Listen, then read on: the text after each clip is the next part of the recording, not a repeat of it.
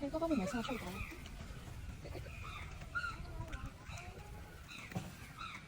这配合别人。မင်္ဂလာပါရှင်ညီမတို့ခိုင်နေစင်ဖြစ်ပါတယ်ဒီနေ့မှာတော့ပြည်သက်ကြီးကိုဘယ်ခေါ်တော့မဲ့ဆိုတာလိုက်ခဲ့တာနော် Okay. လိုင်းကူဟုတ်တယ်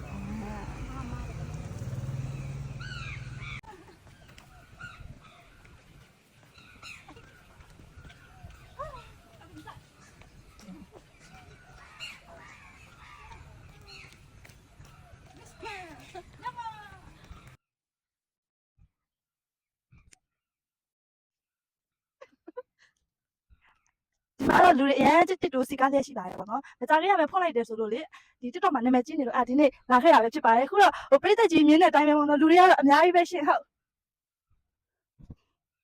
ဘယ်သူမှလည်းမရှိဘူးရှင်ဟုတ်ဟုတ်တကားကတော့ပိတ်ထားပါတယ်ကျေးဇူးတင်ပါတယ်ရှင်ခုလိုလိုက်ကြည့်ပေးရတဲ့အတွက်